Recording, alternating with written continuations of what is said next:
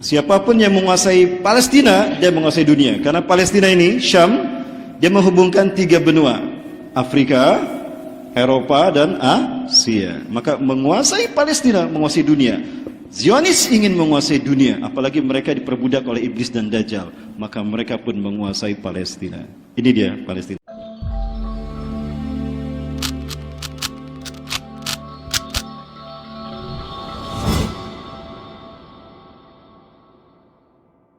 Baik Bapak Ibu sekalian yang dirahmati Allah, inilah mereka. Ya, baru mereka mengibarkan bendera Palestina.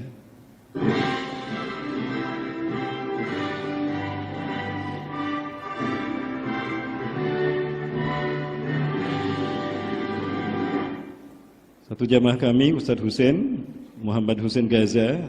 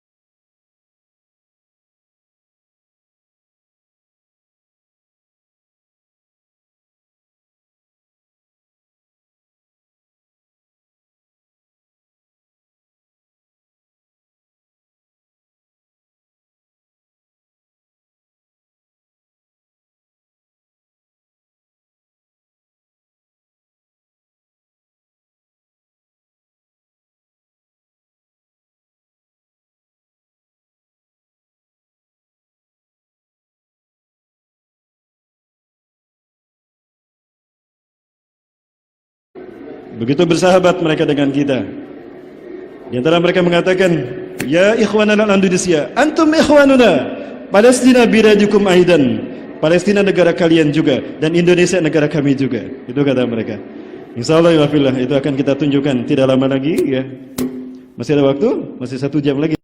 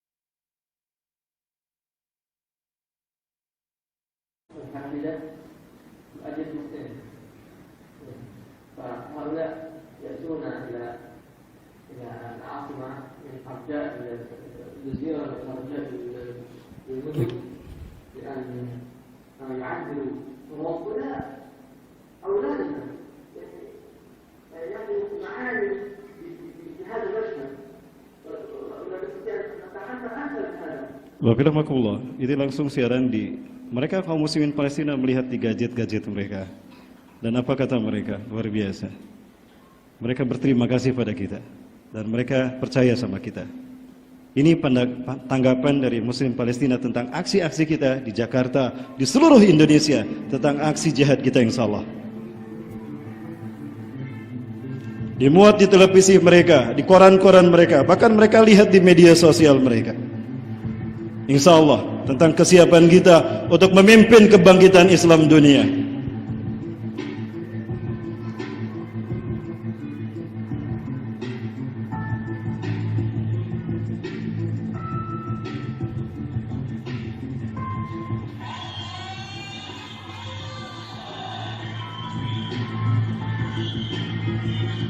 بالنسبة للمسيرة اللي صارت في اندونيسيا عن جد حاجة ترفع الراس، يعني ما كنتش متوقع إن الشعب في اندونيسيا بالكم هذا يطلع وشعوبنا العربية نايمة ومحدش لاقي بالها.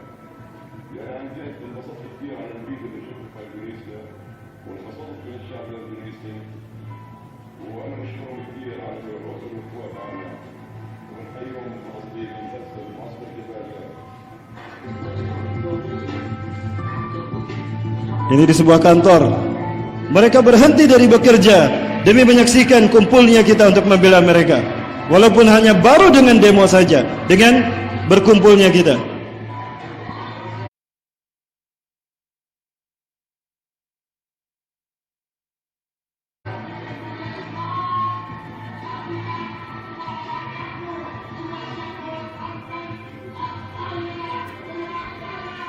Bahkan Ismail Hania, pimpinan Gaza, menyampaikan terima kasih dan percaya pada kita. Teman sekalian, jangan sia-siakan.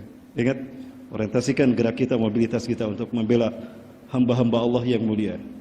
Berjuang untuk kemuliaan mereka, itu sama dengan memuliakan mereka, sama juga dengan kemuliaan kita. Siap? Takbir! Insyaallah, kita tunjukkan pada dunia. Baik, Alhamdulillah. Kabar gembira dari Allah. Ketika anak cucu babi dan kera Zionis Yahudi tadi akan menghancurkan kiblat kita yang pertama, Allah sudah menyebutkan di dalam Al-Quran hukuman yang akan Allah berikan pada mereka. Ya wafillah, menjelang peristiwa-peristiwa besar dunia, Allah akan menghukum dulu bangsa Zionis Yahudi. Ya, inilah mereka, bangsa yang biadab dan kejam. Anak cucu babi dan kera ini. Tidak semua Yahudi anti Palestina. Ada Naturai Karta, mereka bersahabat dengan kaum muslimin. Ada dua klan Yahudi yang berada di Palestina. Mereka bangsa Sephardim. Mereka bersahabat dengan kaum muslimin. Mereka mengklaim berada dalam Taurat Nabi Musa. Mereka berada di Judah bagian utara. Ya. Namun mereka tidak berkuasa di Israel. Inilah suku Yahudi Naturai Karta. Yang kedua adalah Yahudi Askenazim. Mereka lah yang Zionis. Mereka lah yang menjadi anak cucu babi, kera, dan mereka menjadi, maaf, saya sebutkan itu terus karena Allah menyebutkan demikian. Qiradatan wal khadazir. Ya. Mereka lah yang menjadi hamba-hambanya iblis dan dajjal. Ya, inilah mereka. Mereka menganggap kalau ras mereka lebih baik daripada ras yang lain. Mereka lah teroris sesungguhnya, ya wafillah.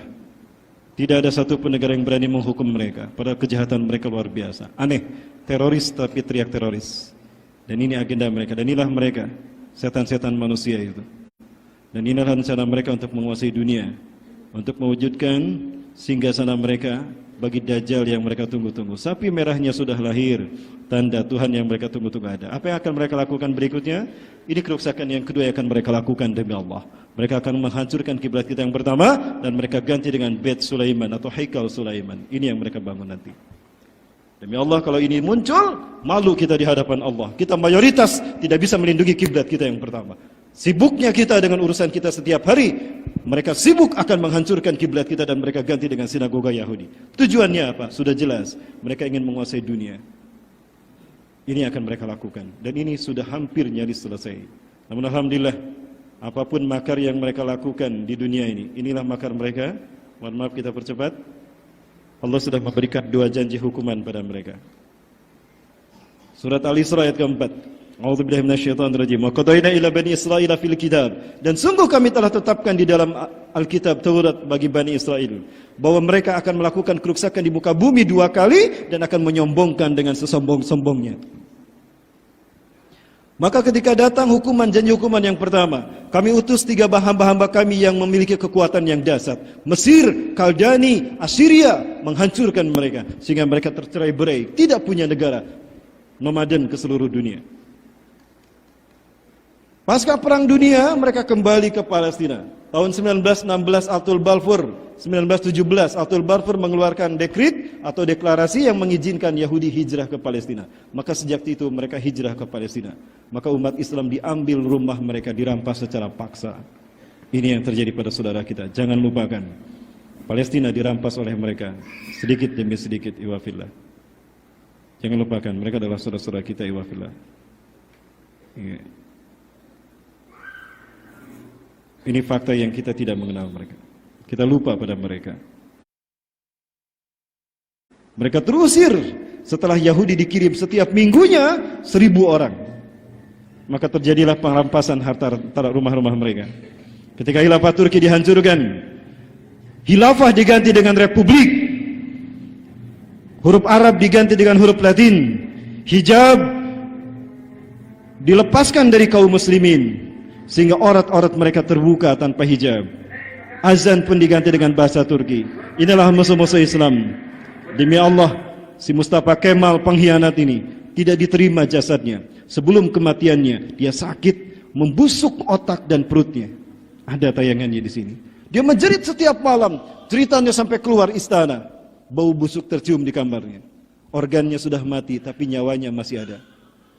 Dia rasakan sakit akibat pengkhianatannya kepada kaum muslimin dunia. Wafillah, ini yang terjadi.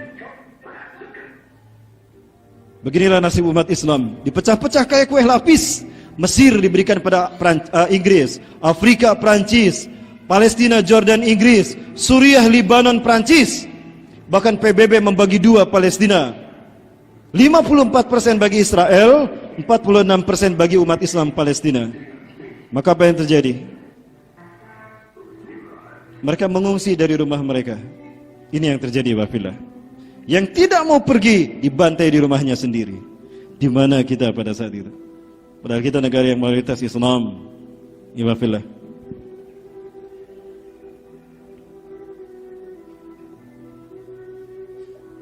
Entah kemana mereka harus pergi. Ini yang terjadi. Dan ini pembantaian di Gaza terus berlangsung sampai hari ini, wafillah. Ini anak usia 10 tahun, di pagi hari dia main sepedahan di depan rumahnya, tiba-tiba rudal Israel meledak. Dia kehilangan kaki kanannya. Apa ancaman anak kecil ini untuk Israel? Tidak ada. Yang mereka inginkan, habis umat Islam di sana.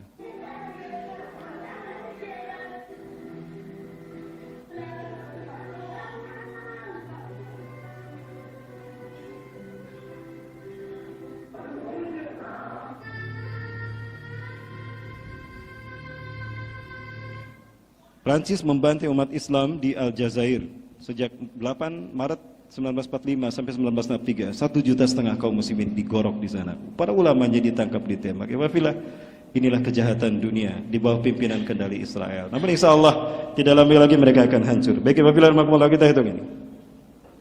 Sekarang kita berada di angka 2019. Janji Allah, saya singkat saja. Mohon maaf ya, yang ini tidak sempat kita bahas.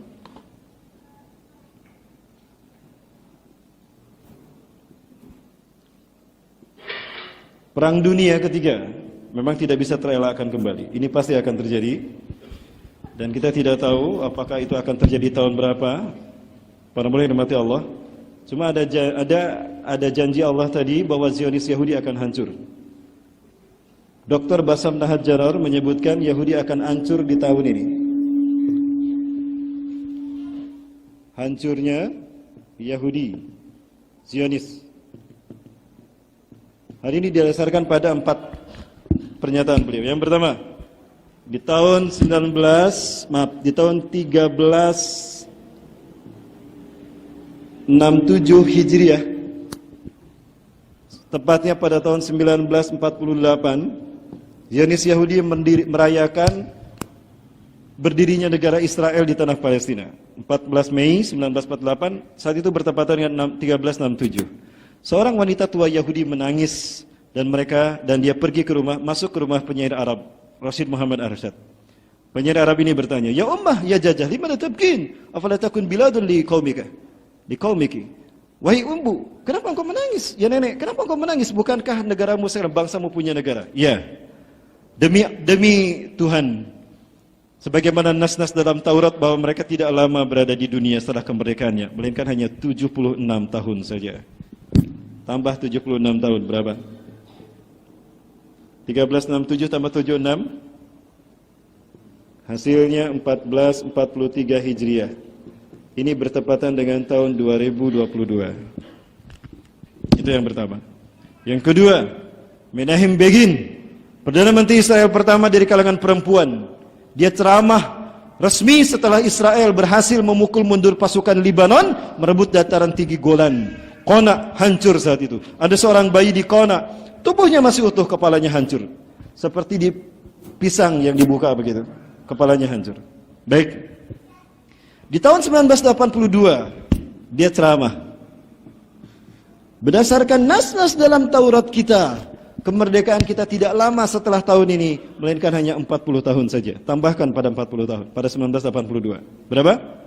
2022. Yang ketiga, Quran yang berbicara tentang janji kehancuran Yahudi dari Allah adalah surat ke-17, ayat ke-4 sampai 8 dan 104. Luar biasa. Dimulai dari ayat ke-4 sampai ayat 8 dan 104. Ternyata dari 4 sampai ayat 104 tersusun dari 1443 kata. Terdiri dari 1443 isim fi'il huruf. Apakah ini sebuah kebetulan atau isyarat dari Allah kalau Allah akan menghancurkan mereka di tahun ini, dan yang menghancurkan mereka insya Allah kita. Betul? Jangan salah, ini hadir dalam mimpi orang-orang mulia dari mereka. Ada tayangannya di sini, tapi lama, waktu kita singkat ya. Sampai maghrib, masih ada waktu? Gimana? Lanjut? Berikutnya, yang keempat, ada teori Hisabul Jumal untuk menghitung umur satu bangsa melalui manuskrip atau prasasti yang mereka tinggalkan.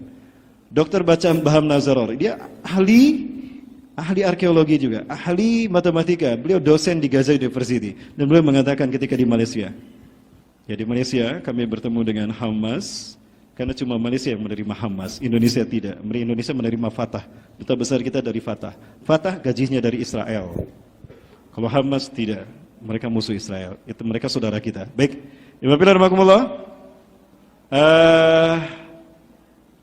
Hisabul Jumal ini selalu menghasilkan angka yang sama, 1443.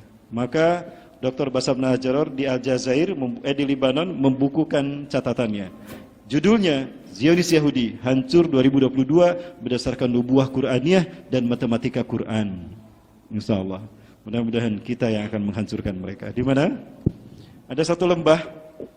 Kalau para hamba Allah jalan-jalan di sekitar Yerusalem, ada kampung David Camp. Di bawah itu ada lembah Ben Hinnom. Orang Israel menyebutnya demikian. Itu lembah Jahanam. Ben Hinnom itu lembah Jahanam. Disitulah mereka meyakini umat Islam akan memerangi mereka. Ya, akan memerangi mereka. Kenapa saya tanyakan? Kenapa diberi nama lembah Jahanam? Karena disinilah kami akan diperangi oleh umat Islam. Berarti mereka yakin kita akan memerangi mereka. Nah, atau lain nyerah ti ayeuna keneh. Bahasa Sunda. Baik, benar rahmatullah.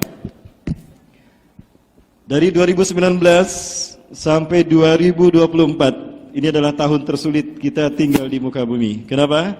Di 5 tahun ini, iblis dan Dajjal akan habis-habisan. Karena dari 8.000 tahun peradaban manusia di dunia, tinggal tersisa 5 tahun saja waktu bagi mereka untuk mengumpulkan manusia sesesat-sesatnya, sebanyak-banyaknya untuk menjadi teman mereka di neraka. Artinya di tahun-tahun ini kita akan mendapatkan peristiwa-peristiwa besar. Ya, para sekalian, kita dihadapkan dengan kehancuran Zionis Yahudi, artinya kita akan berperang menghancurkan mereka. Namun akan terjadi dulu 2 perang besar di tahun ini. Yang pertama Armageddon. Sebetulnya Rasulullah tidak pernah menyebutkan Armageddon. Rasulullah hanya menyebutkan Al-Ahzab. Karena di sini bangsa Bani Rom akan bersekutu dengan umat Islam memerangi musuh-musuh di belakang kita. Maaf, siapa? Iran, Israel, dan Cina. Ada kemungkinan itu, termasuk Rusia. Dan disinilah nuklir digunakan. Ya. Setelah itu akan terjadi 3 malam, 1 malam yang panjangnya 3 kali 24 jam. Dan setelah itu matahari akan terbit dari barat. Dan setelah itu maka terjadi Al-Malhamatul Kubra. Ya, Malhamah artinya tempat daging kubro, besar. Karena di perang ini banyak nyawa manusia, jasad manusia bergelimpangan. Disinilah Dajjal muncul. Artinya ketika perang ini terjadi, kita sudah tidak punya teknologi. Kenapa? Karena matahari terbit dari barat ini menjadi tanda bumi kehilangan teknologi. Apa yang menyebabkan bumi kehilangan teknologi? Ada benda langit yang saat ini sedang mendekat. NASA tahun 2015 menyatakan, in the future, in 3 days, the world will be in the darkness all out without sun. Masa yang akan datang, 3 hari, bumi akan melangit gelap tanpa cahaya. Ini disebutkan Rasulullah SAW dalam Sahih Muslim secara Syekh An-Nawawi. Sayati alaikum lailun tulu kasalasati layalin. Akan datang satu malam kepada kalian yang panjangnya sama dengan 3 malam tanpa cahaya matahari. Kana rajulun salin fikum istiqadha min naumi kama adah kullal lailah. Seseorang di antara kalian yang soleh seperti biasa terbangun di sepertiga malam terakhir, summa yatahajjad ila Allah, summa yaqra'ul Qur'an wa yazkurullah katsira. Falam yajid aina al-fajr. Dia sudah tahajud, sudah zikir, sudah baca Quran. Biasanya tilawah 2 lembar, ada fajar, adzan subuh dia. Malam itu, pagi itu dia sudah bangun, sudah baca Quran, sudah zikir, kok fajar enggak kelihatan? Kemana ini fajar? Dia tidak tahu kalau bumi bergeser. Kenapa? Tertarik oleh benda langit besar ini. Sayang sekali, waktunya enggak cukup ya. Benar-benar mau saya bercepat saja. Saya ingin perlihatkan bagaimana gambaran analisa andaikan perang nuklir terjadi di Armageddon ini. Apakah deresan masih ada? Kenapa? Nanti kita lihat ya. Ini perangnya nih. Ini gambaran saja dari seseorang jamaah kami yang juga hadir di kajian-kajian kami dan sempat bersama kami diskusi tentang Perang Dunia Ketiga. Gambarannya saja. Sebentar, belum selesai. Masih ada waktu? Baik. Sebenarnya tadi sampai mana? Nah, kemudian dia tidur lagi. Lalu dia bangun lagi. Aduh, aku udah pusing, udah tidur lagi. Kok kemana fajar? Kenapa nggak keluar juga? Dia tidak tahu kalau bumi bergeser begini. Karena benda langit ini menariknya. Benda langit ini tidak nabrak, tapi dia pergi mendekat ke matahari. Hanya melintas di bumi saja. Kemudian dia terbangun ketika manusia gundah gulana. Ada apa ini? Ada apa? Lihat, ternyata fajar terbit dari barat. Kenapa? Bumi yang tadinya berputar begini, ketika benda langit ini datang, dia berganti arah. Sehingga barat pindah ke timur, timur pindah ke barat. Ketika benda langit ini datang mendekat, bumi banyak goyang. Pertanda gempa banyak terjadi. Tahun ini saya khawatir gempa akan makin banyak. BMKG memprediksi kita akan mengalami 2.500 gempa sepanjang 2019. 2.500 gempa. Dan ini bisa lebih dahsyat. Kenapa? Karena benda langit ini yang besarnya makin mendekat ke bumi, maka bumi untuk mempertahankan agar tidak tertarik, dia bergoyang. Di saat itulah gunung-gunung akan meletus, gempa bumi akan banyak terjadi. Dan bergeser sehingga malam bertambah panjang, siang bertambah panjang. Ada kemungkinan yang mengalami panjang ini adalah umat Islam. Karena Rasul mengatakan alaikum, artinya Timur Tengah dan Asia. Kemudian benda langit ini pun pergi, bumi kembali ke porosnya, utara kembali ke utara, polar shift ini terjadi selesai, selatan kembali ke selatan. Namun posisi barat masih di timur, timur masih di barat. Maka ketika matahari terbit, terlihat di mana? Di barat. Fazalika hin dalam hadis Abu Daud kata Rasulullah. Itulah hin, tanda pintu taubat tertutup. Saya khawatir ini terjadi di interval tahun-tahun ini. Segeralah bertobat ikhwah, segeralah hijrah, tinggalkan kemaksiatan, rubah orientasi hidup kita akhirat. Dunia sebentar lagi akan kita tinggalkan. Kita sedang menghitung hari sekarang. Yakin? Wal akhiru khairu wa abqa. Akhirat lebih baik dan kekal bagi kita. Itulah kampung halaman kita, bukan deresan. Punten. Lanjut. Di saat itulah mereka gonjang-ganjing. Saat itulah kita paham dengan firman Allah dalam Quran surat Al-Zalzalah. Idza zulzilatil ardu zilzalaha wa akhrajatil ardu athqalaha wa qala al-insanu ma laha. Itu akan terjadi. Kita akan paham saat itu. Iwafillah. Maka kemudian bumi kehilangan teknologi. Suma'atum ila ma bada'tum, suma'atum ila ma bada'tum, suma'atum ila ma bada'tum. 3 kali Rasul berkata demikian. Kalian akan kembali ke zaman kalian datang tanpa teknologi. Kita akan gelap tanpa cahaya, tanpa listrik. Mobil tidak akan jalan. Jangan terlalu mahal kalau beli mobil, nanti nggak akan jalan. Jangan terlalu bagus punya HP, nanti nggak kepake. Kenapa? Kita akan kembali ke zaman tanpa teknologi. Di saat itulah Dajjal akan datang. Seperti apa gambaran perang dunia ketiga yang digambarkan nuklir akan digunakan. Kita lihat yang satu ini. Jangan kemana-mana, tetap bersama saya. Baik.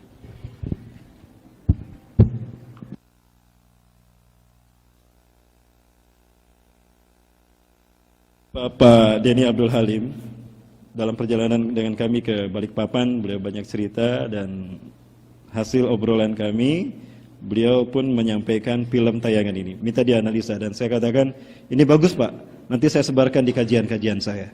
Ini kata beliau.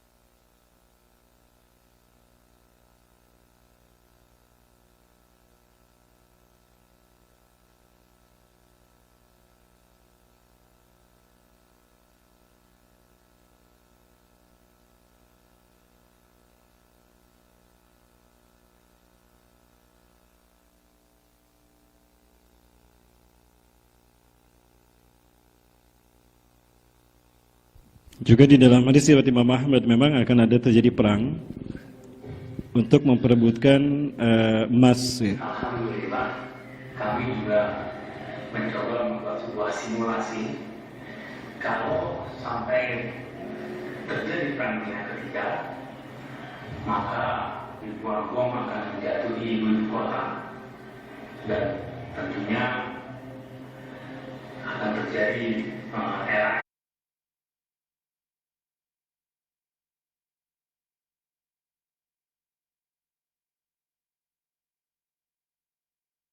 es yang tiba-tiba di planet bumi ini.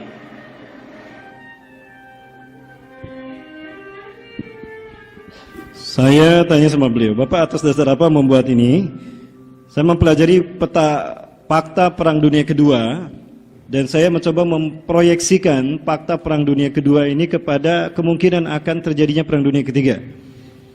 Dan memang akan mengambil isu perang antara blok barat dan blok timur, di mana kapitalisme Amerika menjadi pemimpin dari blok barat, dan juga perang melawan blok timur yang seperti biasa dipimpin oleh Cina, ya, dengan kubu-kubu mereka. Dan ini akan mengambil tempat menurut saya di Asia. Isunya perang ekonomi, dan Cina sudah mempersiapkan itu, dan ada kemungkinan mereka akan mengambil kemenangan terlebih dahulu.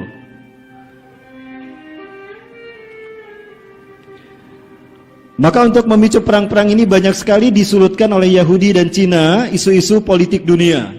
Dimulai dari kasus Yerusalem diklaim oleh Amerika, Israel, kasus Suriah, ISIS, apapun mereka jadikan alasan. I am determined that it is time to officially recognize Jerusalem as the capital of Israel.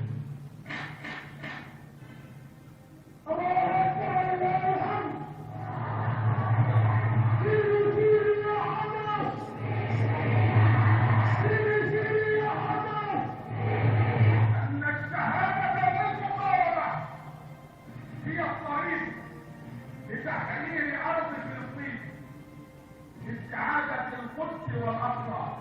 Sayın Kral, Müslümanların kırmızı çizgisi.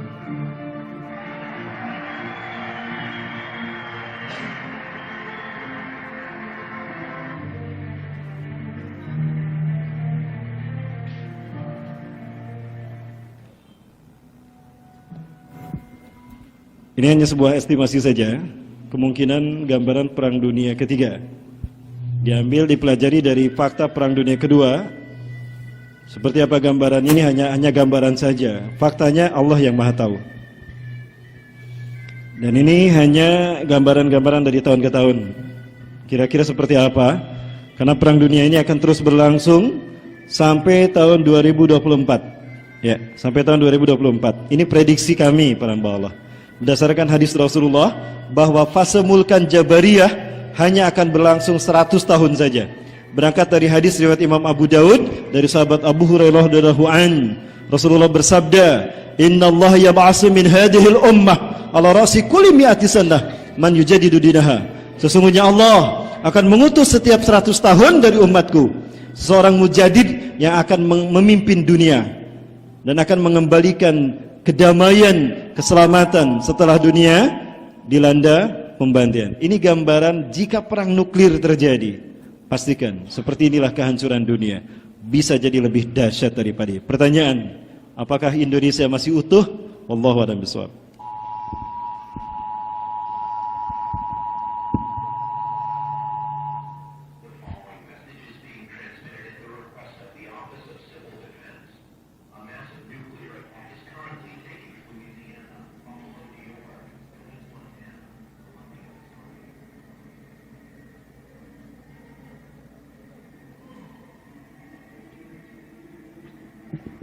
Inilah yang kemudian orang-orang menyebutnya Armageddon.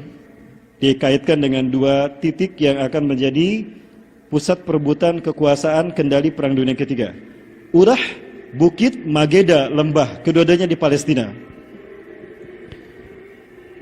Kenyataannya bisa lebih daripada ini. Inilah dahsyatnya bom nuklir jika terjadi.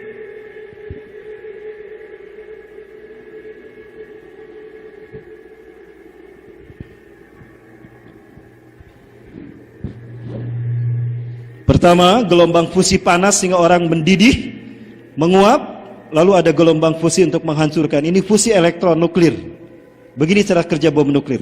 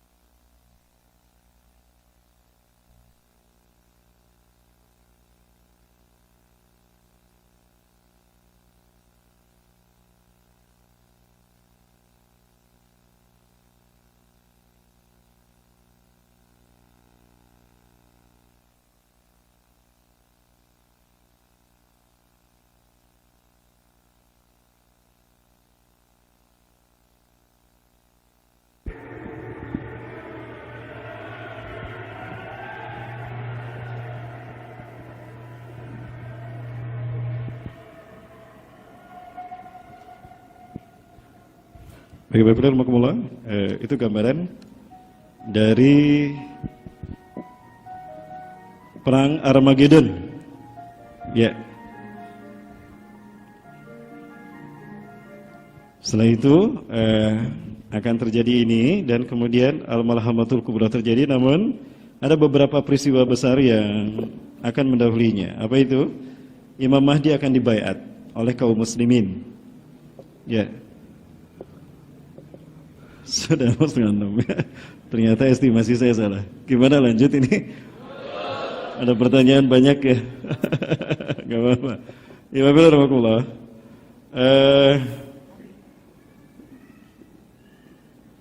Nah, ini gambaran perang dunia ketiga. Kemudian munculnya Imam Mahdi. Setelah perang ini, maka para ulama, sebentar teknologi masih ada. Armageddon belum terjadi, Imam Mahdi sudah muncul duluan. Tanda-tandanya sudah terlihat.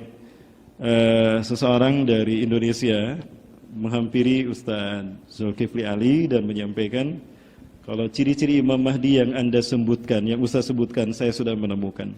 Ini mujahid yang berjuang bersama beliau di Madinah. Ketika beliau ke Suriah, orang Indonesia ini kembali ke Indonesia. Kenapa? Karena beliau tahu, nampaknya 2019 ini kita akan panas. Ya, kenapa? Kalaupun kita menang, mereka sakit hati. Cina tidak akan mau kehilangan asetnya, kan? Infrastruktur sudah dia gunakan, hutang besar-besaran sudah diberikan Indonesia. Maka mereka tidak akan terima, kita akan chaos. Kalaupun mereka menang, kita habis ya, diperangi oleh mereka. Artinya bangsa kita memang akan chaos. Itu akan dibikin chaos, dan sekali chaos tidak akan pernah berhenti. Kita akan terus menderita. Siapkan itu ya wafilah. 2019. Tapi tetap belajar, tetap sekolah, tetap bekerja. Jangan gara-gara pulang dari sini resign dari kerjaan, gak mau sekolah, gak boleh. Baik, kemudian Ibadallah. Nah, 7 ulama akan berkumpul di tanah suci Mekah, kata Rasulullah. Yabhasuna annal Mahdi. Ainal Mahdi? 7 ulama ini berkumpul di Mekah di hari yang di momen ibadah yang sama, menyembah Tuhan yang sama di waktu yang sama. Apalagi kalau momen ibadah haji. Apakah ibadah haji tahun ini? Saya khawatir ya. Mudah-mudahan prediksi saya meleset, mudah-mudahan ya. 7 ulama ini berkumpul. Mereka saling bertanya, "Ma yusabibu hudurakum ila hadil Makkah?" Ila hadil Makkah. Apa yang mengakibatkan Anda hadir ke Makkah ini? Kami ingin mengadukan kepada Allah bagaimana buruknya negara kami. Kondisi politik, ekonomi, budaya, hancur negara kami. Oh, ternyata negara kami juga sama. Berarti nasib kita sama, tujuan kita sama. Ya, kita cari Imam Mahdi. Saya berharap satu dari 7 ulama ini adalah Habib Rizik Syihab, insyaallah. Amin. Ya. Kemudian pergilah mereka bertanya-tanya, ya bahasuna anil Mahdi, ainal Mahdi? Mereka mencari-cari di mana Al-Mahdi. Lau sama, arafta hadar rajul? Apakah Anda tahu orang ini? Bla bla. Oh iya, ada. Monggo terus ke depan, Pak. Anda akan bertemu dengan beliau. Ketemu tuh Imam Mahdi. Lalu Imam Mahdi lari ke Madinah. Dikejar ke Madinah, lari ke Mekah. Dikejar ke Mekah, lari ke Madinah. Yatahawal bainal Makkah wal Madinah salasa marat. 3 kali pulang pergi, kucing-kucingan tuh. Setelah kembali ke Mekah, Allah utus malaikat Jibril untuk menahannya. Maka diislahkanlah dia di satu malam itu oleh malaikat Jibril. Dibuang rasa ragunya. Anda orang yang Allah pilih untuk memimpin kebangkitan Islam. Anda keturunan Rasulullah yang Allah muliakan dengan tugas ini. Dibuang rasa takutnya, dibuang rasa ragunya, maka dimantapkan iman Islamnya seperti malaikat Jibril memantapkan Rasulullah untuk menerima tugas kenabian. Beliau bukan nabi, bukan rasul, tapi mujadid reformis. Allah ilhamkan strategi berperang, dan Allah ilhamkan teori politik dunia, dan Allah berikan strategi perang yang terbaik padanya. Menjelang subuh beliau keluar ke Masjidil Haram, maka 7 ulama dan jamaahnya menyambutnya. Dibaiatlah beliau antara rukun Ka'bah dan makom Ibrahim. Dibaiat oleh 313 sampai 315 orang. Wa adadul ladina yubayyunahu ka'adadi ahli Badarin. Orang-orang yang berbaiat kepadanya sejumlah pasukan Badarku, kata Rasulullah. Lalu terdengar oleh Raja Arab saat itu pembaiatan Imam Mahdi, maka dikirimkanlah saat itu pasukan untuk membunuh Imam Mahdi. Namun Allah tenggelamkan mereka. Maka saat itulah perang pertama terjadi, memerangi raja-raja Arab yang munafik. Tadi sudah kita bahas ya. Kemudian apa yang terjadi? Lalu perang melawan Sufyani. Siapa Sufyani? Sufyan ini adalah keturunan Abu Sufyan, yaitu penguasa Suriah. Masih ingat? Muawiyah bin Abu Sufyan, dia tidak mau berbaiat kepada Ali bin Abi Thalib. Abu Muslim bertanya kepada Muawiyah bin Abi Sufyan, "Ya Muawiyah, innan nasa yubayyuna Aliyan, falima tubayyuh?" Wahai manusia, wahai Muawiyah bin Abi Sufyan, sesungguhnya kaum muslimin berbaiat kepada Ali. Kenapa Anda tidak berbaiat? Demi Allah, kamu menyaksikan dia membiarkan pembunuh sepupuku Utsman bin Affan dibiarkan tidak dihukum, tidak dikisos. Aku kecewa sebagai saudaranya, sebagai sepupunya.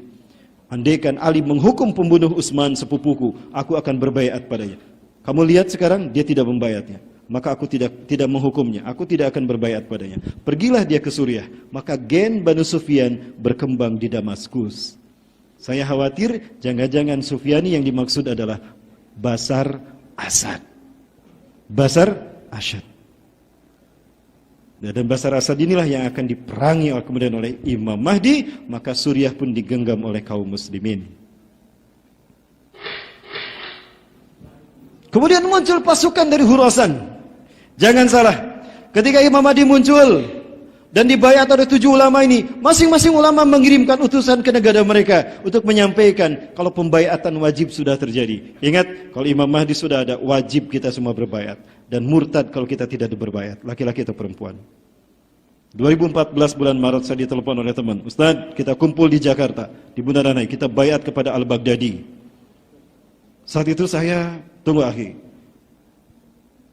antum telepon saya setengah jam lagi. Saya istikharah, berdoa pada Allah. Saat itu keraguan saya untuk berangkat tidak muncul, maka saya tidak jadi. Saya telepon Ahi Afwan, aku tidak ikut. Loh kenapa Ustaz? Ini wajib Ustaz, ini daulah khilafah Ustaz. Tidak akhi, saya khawatir ini adalah jebakan. Demi Allah, betul jebakan.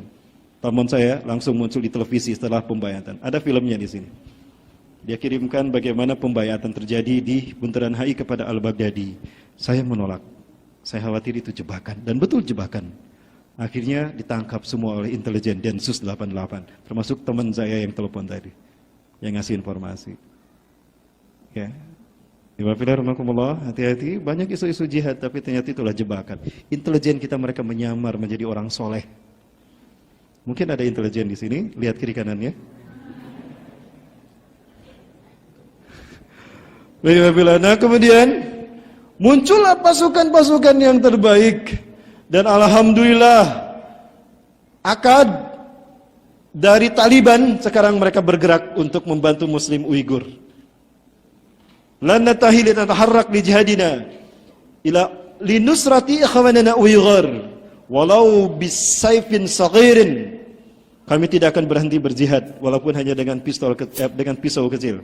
Itu kata Muslim Afghanistan. Khurasan sekarang sudah bangkit dengan panji hitamnya, dan mereka pasukan yang tidak terkalahkan. Yang kedua adalah pasukan Ahlus Syam, kata Rasulullah, yang akan menjadi pasukan Imam Mahdi. Mereka berasal dari Palestina dan Suriah. Dan yang ketiga dari Taifah Mansurah. Disebut Taifah karena qit'atun minal muslimin, jumlah mereka sedikit. Disebut Mansurah karena mereka ditolong Allah, karena negara mereka zalim, rejim penguasa mereka zalim, sehingga mereka hijrah dan uzlah untuk berjihad. Saya harapkan Indonesia lah Taifah Mansurah. Jika itu terjadi, wafillah, Imam Mahdi betul-betul akan memimpin kita dalam perjuangan yang sesungguhnya. Wafillah, subhanallah, panjang ceritanya. Kita belum selesai pada pertemuan dengan Ya'juj Ma'juj nih. Tapi waktu ya. Nanti saya kesini lagi. Insya Allah kita kesini lagi, kita lanjut wafillah. Tapi izinkan saya memperlihatkan yang satu ini. Ini adalah semangat saya untuk berjihad, menyambut jihad itu ya wafillah. Apa itu? Jihad yang sesungguhnya, yang diinginkan oleh para nabi dan rasul. Ya.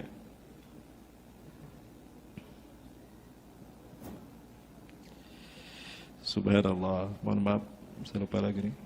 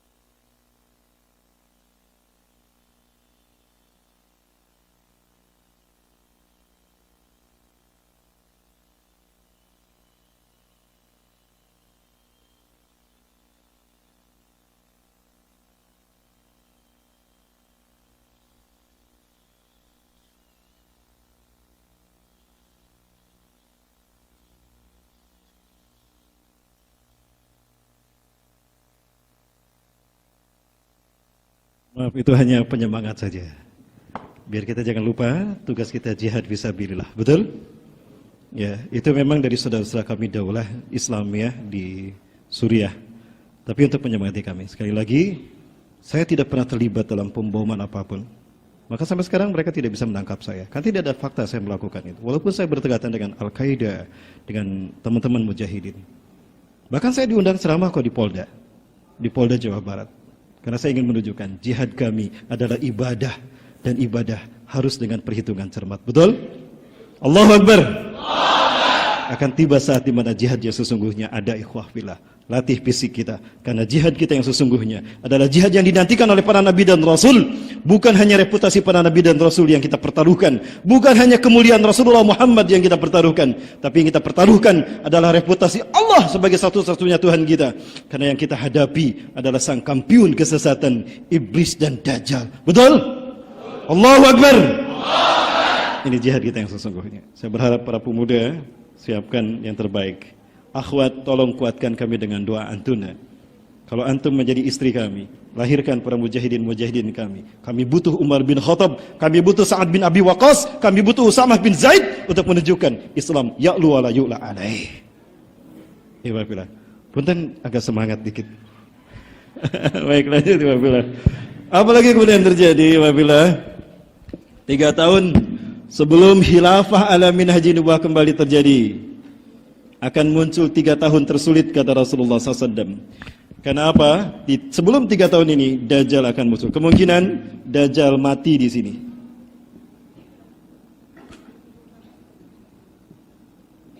Inna qabla khurujid Dajjal salasu sanawat syidad. Sesungguhnya sebelum kemunculan Dajjal akan muncul 3 tahun tersulit bagi manusia di muka bumi.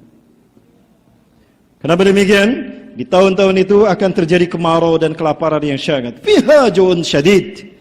Allah perintahkan pada langit di tahun pertama untuk menahan sepertiga airnya. Sepertiga air hujan tidak turun selama setahun. Kalau ada hujan syukuri, nanti akan langka hujan. Alhamdulillah hari ini masih turun hujan, berarti belum tiba saatnya. Esok lusa, wallahu a'lam bishawab. Allah perintahkan pada bumi untuk menahan sepertiga tanamannya agar tidak tumbuh, kekeringan melanda manusia. Wa ya'murullahu as-samaa fi sanati saniyah. Allah perintahkan pada langit untuk menahan sulusai matriha, 2/3 airnya. Jangan kau hujankan 2/3 airmu. Maka 2/3 hujan tidak turun selama setahun. 2/3 tanaman tidak tumbuh selama setahun. Kering bumi dan sekitarnya. Dan di tahun ketiga Allah perintahkan pada langit, ya sama amsik kula matraki indik. Hai sama, tahan semua, hai langit tahan semua airmu. Fala tuktiru qutratan minal ma' minas sama. Maka tidak ada setetes pun air hujan selama setahun. Di tahun yang ketiga. Dan tidak ada satu tanaman pun tumbuh. Kelaparan dan kematian terjadi di mana-mana. Di tahun inilah Dajjal keluar. Ya'ti ila qaumun katsirun minhum mati bisababil ju'. Datang Dajjal pada kaum yang banyak mati karena kelaparan. Kepada kaum itu Dajjal berkata, "Matabguna min rabbikum?" Apa yang kalian minta dari Tuhan kalian? "Narju tu'aman an nanzila minas sama'."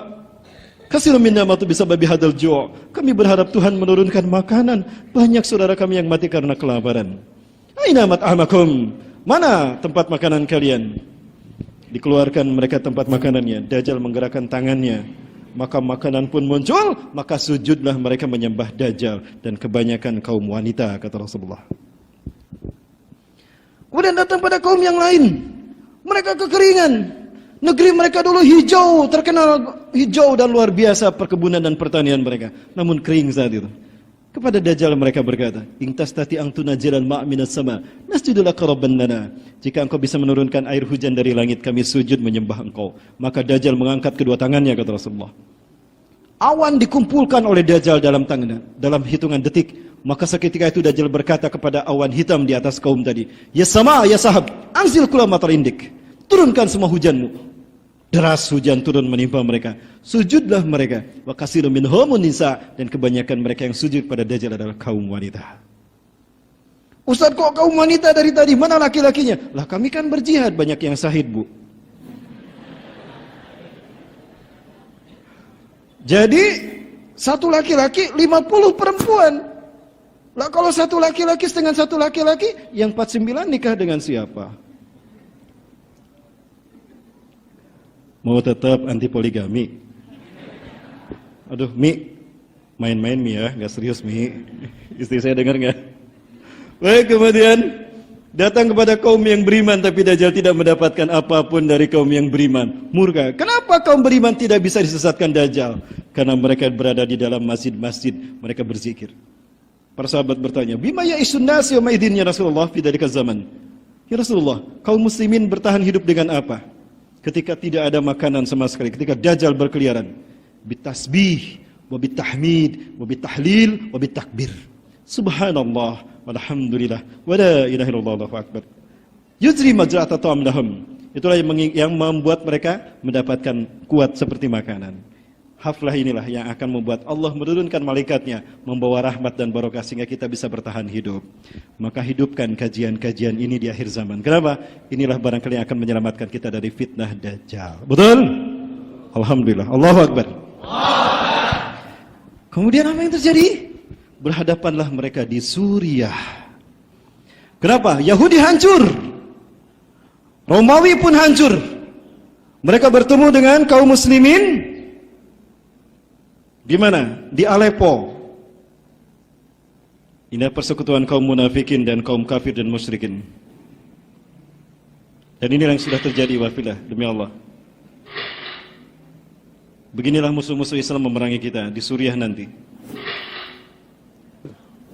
Bashar Assad dengan Vladimir Putin. Rusia mengambil star mengalahkan Amerika. Amerika sekali lagi kalah terhadap Rusia dari terkait dengan Suriah.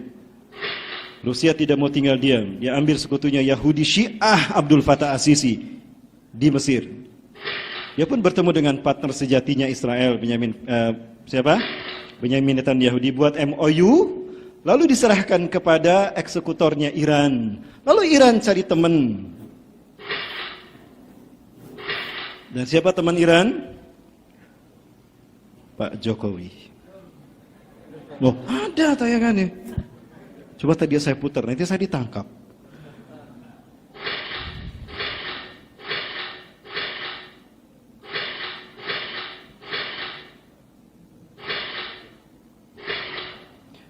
Saya tidak jalilal Madinah. Kemudian Dajjal akan datang ke Madinah. Ini menjelang kematiannya. Dajjal akan datang ke Madinah. Lakinnahu mani'un min dukhulil Madinah. Tapi dia terhalang untuk memasuki Madinah. Di anna fi kulli bab min bawabatil Madinah lahu malakan. Karena setiap pintu gerbang Madinah dijaga oleh dua malaikat. Bisihamihim, dengan panah mereka. Tidak dengan angka 47 sekali lagi, dengan panah. Maka belajar panah dari sekarang. Karena itu yang akan kita gunakan di sini. Panah, tombak, pedang, kuda, berenang, kuatkan fisik kita. Itu yang akan menjadi pertaruhan nyawa kita dalam perang bergengsi berhadapan dengan iblis dan Dajjal. Sudah berapa kali push up sehari? Lanjut, waktunya udah mau maghrib, gimana ini? Selesai ya? Kemudian Dajjal tinggal di Bukit Bergaram. Fayamkusu kharijal Madinah. Maka Dajjal tinggal di Bukit Bergaram. Di luar Madinah, inilah bukit yang nanti Dajjal akan datang ke sana.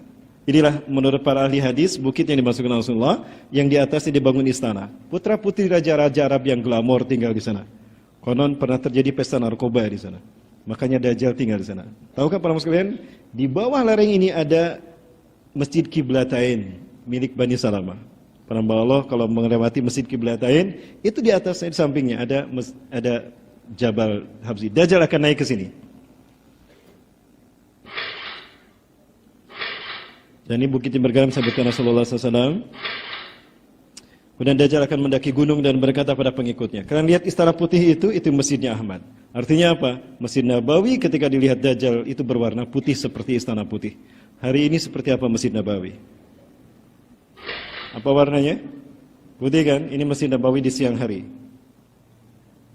Dan ini foto Masjid Nabawi di malam hari. Apa warnanya? Saya yakin seperti inilah yang nanti dilihat oleh Dajjal. Artinya Dajjal akan muncul di zaman siapa? 5 tahun lagi kan? Sudah siap? Mau nikah enggak Mbak? Mau nikah enggak Mas? Ketika Dajjal datang ke Madinah, kata Rasulullah, wala sab'atu abwab. Madinah punya 7 pintu gerbang. Hari ini berapa gerbang Madinah? Ada 7 pintu gerbang Madinah hari ini. Hitung saja ya wafillah. Silakan. Ada berapa pintu gerbang? 7 kan? Kemudian kaum muslimin bergerak menguasai Suriah setelah Sufyani dibunuh. Wa imamukum al-Mahdi, dan imam kalian, pemimpin kalian adalah al-Mahdi. Salat subuh dikumandangkan. Maka qomat pun dikumandangkan. Imam Mahdi yusawu sufufakum fitilka shalah. Luruskan, rapatkan saf kalian. Fanazala Isa bin Maryam ala janahain malakain. Maka turunlah Isa bin Maryam memegang sayap 2 malaikat di masjid ini. Indal manaratil bayda, di samping masjid bermenara putih wa fillah. Ini yang disebutkan oleh Rasulullah di masjid bermenara putih. Ya. Ini saya perlihatkan masjid menara putihnya wa fillah. Syarqiyah di Damaskus Timur, kata Rasulullah. Di Damaskus Timur. Damaskus Timur itu Aleppo, ya wa fillah.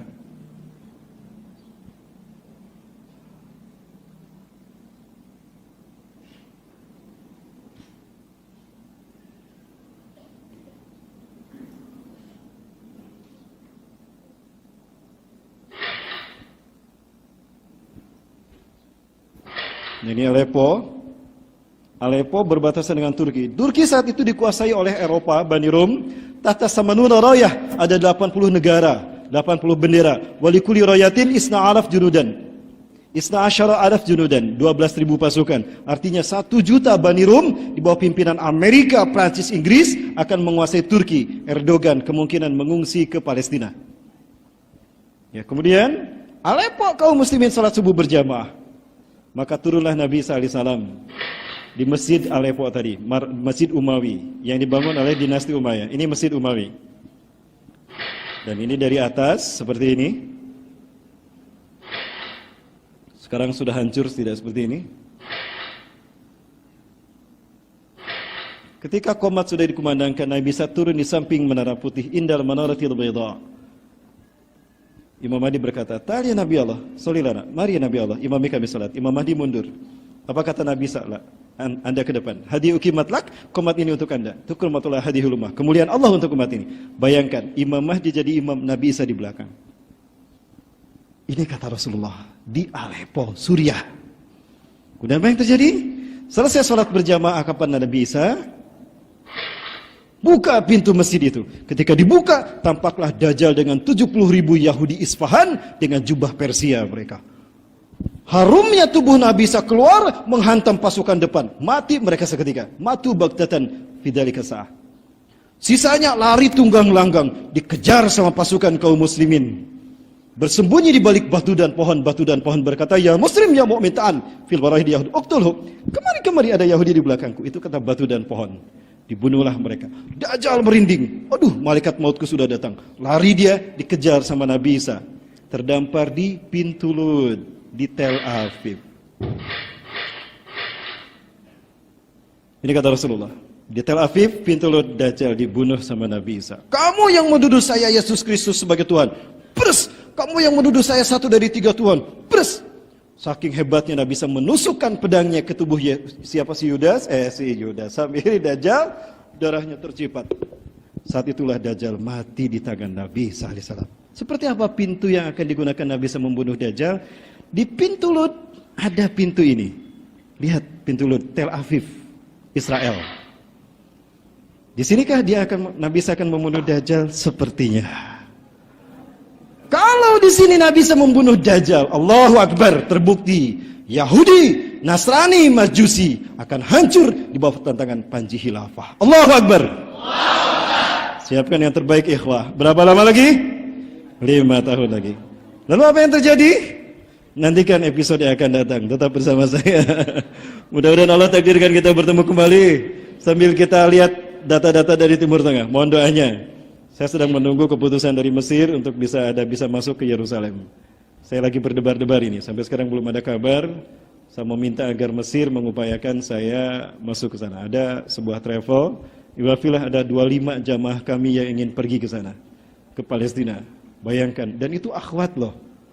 Mereka ingin jihad di sana, hanya ingin dengan saya. Mohon maaf, saya sudah. Oh, kok kenapa?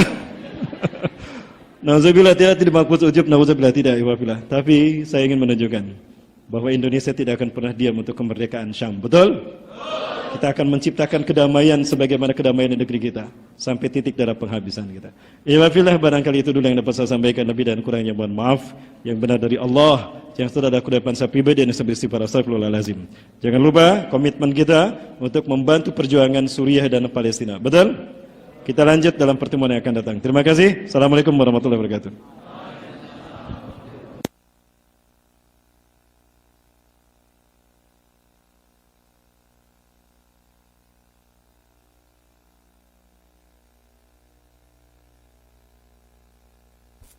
Alhamdulillah.